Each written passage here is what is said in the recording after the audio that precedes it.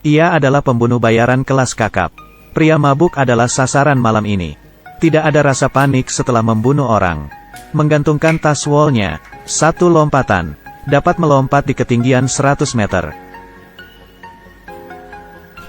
Mendarat dengan aman, pergi dengan mobil, pulang rumah dan makan malam. Tapi dia tak tahu, suami yang duduk di depannya baru saja membunuh orang. Pasangan ini menyembunyikan identitas mereka. Mereka adalah pasangan pembunuh. Malam ini, di saat bersamaan, telepon mereka berdering. Suaminya berbohong mengatakan guru Ma menelepon bahwa ada 2 remaja menghajarnya. Sampai ia masuk rumah sakit. Besok harus pergi menjenguk. Istri pun ikut berbohong. Berkata Mama membeli 2 botol sarang walet. Baik untuk wajah. Biarkan saya pulang dan mencobanya. Kenyataannya mereka mendapatkan misi baru. Bunuh gerombolan bernama Tank. Mereka memiliki misi yang sama.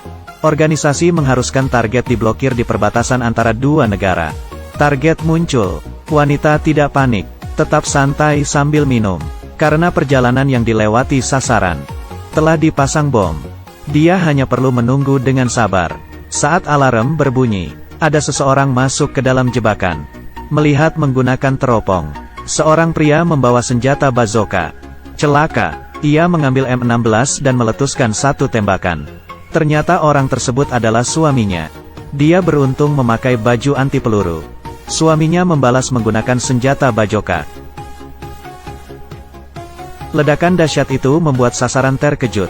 Sasaran buru-buru berhenti dan menghindari ledakan. Misi pun gagal, dan pasangan ini pun kabur. Sebelum suaminya pergi, dia melihat 1 buah laptop yang sudah hancur. Staf teknis dengan cepat mendapatkan alamat si pemilik.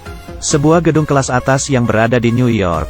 Kamar 5003 ternyata yang ditempati istrinya. Suaminya sulit mempercayai ini, dan istrinya telah melihat rekaman video. Menyadari orang tersebut adalah suaminya. Suaminya pun menelepon, mengatakan dia membeli wine tahun 82. Ingin bersama-sama mencobanya. Setelah suaminya menutup telepon, langsung buru-buru pulang. Memeriksa dengan hati-hati.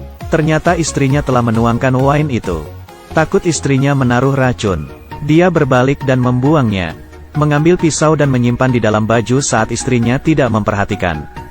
Istrinya mengeluarkan sepiring daging asap, dan mengeluarkan 1 pisau besar. Suaminya pun kaget, buru-buru berdiri memeluk istrinya dan berkata, "Kamu sudah sibuk seharian. Biar aku saja." Akhirnya bisa duduk dan menikmati daging asap. Setelah memasukkan daging dan mengunyah 2 kali, dan menyadari istrinya memakan kacang hijau. Dengan ekspresi santai, ekspresi suami pun menjadi kaku. Memandang istrinya dan menarik kerah baju. Akhirnya daging asap yang dikunyah pun ditelan. Masih di meja makan. Tiba-tiba suami berdiri dan menuangkan wine ke istrinya. Tetapi, astaga, ketahuan. Istri dengan cepat melepaskan tangan. "Saya saja." Suaminya ke kamar dan mengambil senjata. Ternyata istrinya telah pergi membawa mobil.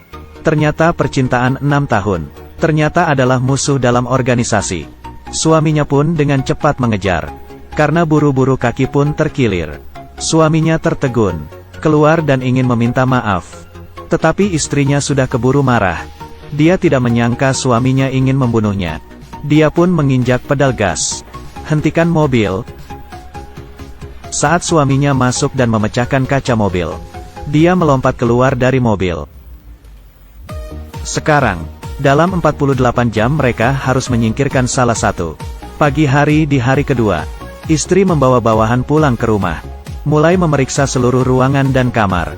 Dan saat suaminya pulang, menemukan barang di ruangan dia sudah bersih diambil istrinya.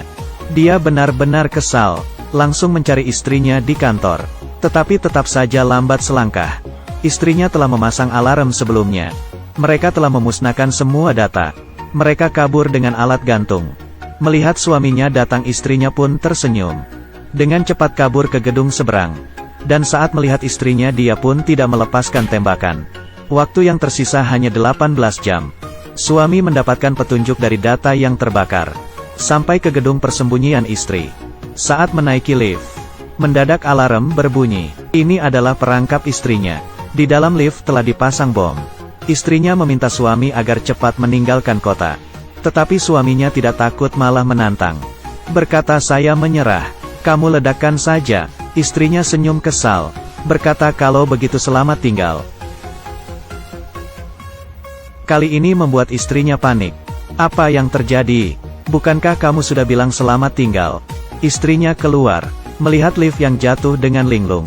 Dia merasa tidak tega. Malam hari istrinya duduk sendiri di restoran dan menangis. Di saat itu juga, seseorang memegang tangannya. Ternyata suaminya. Ternyata dia sudah mempersiapkan, mengganti kabelnya, dan bersembunyi di lift lain. Suami menarik istrinya untuk menari bersama.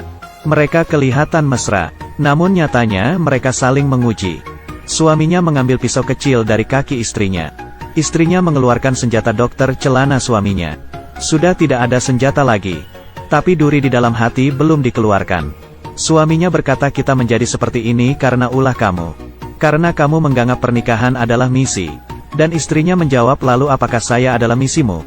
Dan suaminya tidak dapat menjawab. Istrinya kecewa. Dia berhenti dan berjalan menuju toilet. Tidak lama, seseorang ketakutan keluar dari toilet. Melihat ke arah pintu. Ternyata istrinya telah pergi. Suaminya mengejar keluar. Dan ada orang tua di sampingnya berkata, "Mengapa ada suara di badanmu?" Dia membeku. Cepat melepaskan jas dan buang ke tong sampah. Mundur, mundur. Ternyata istrinya serius ingin membunuhnya. Dia benar-benar marah. Dia merebut mobil dan pulang ke rumah. Tetapi istrinya telah sampai duluan. Lihat bagaimana suami istri pembunuh ini ribut. Menggunakan senapan, bom senapan mesin.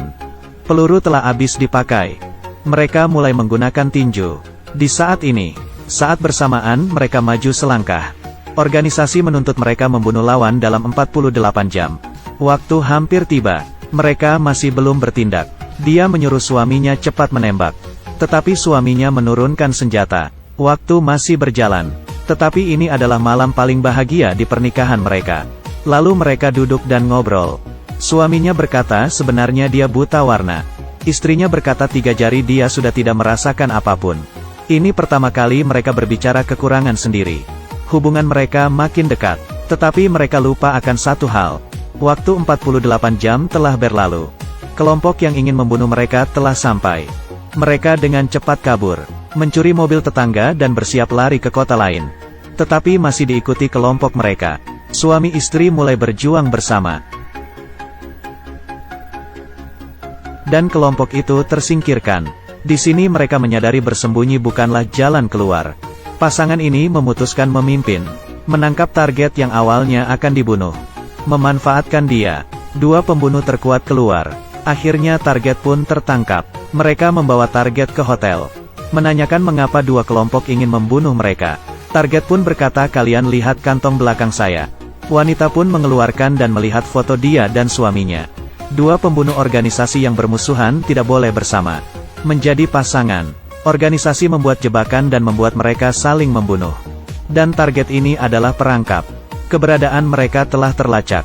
Ratusan pembunuh telah datang ke hotel. Mereka mendobrak kamar. Menyadari pasangan itu telah kabur. Mereka berhati-hati masuk ke dalam mall. Memakai baju anti peluru. Dan mengisi senjata dengan tenang. Siap perang. Gelombang pertama telah masuk. Kedua. Ketiga dan masih santai menghabisi. Tetapi tidak lama makin banyak yang masuk. Mereka pelan-pelan merasa lelah.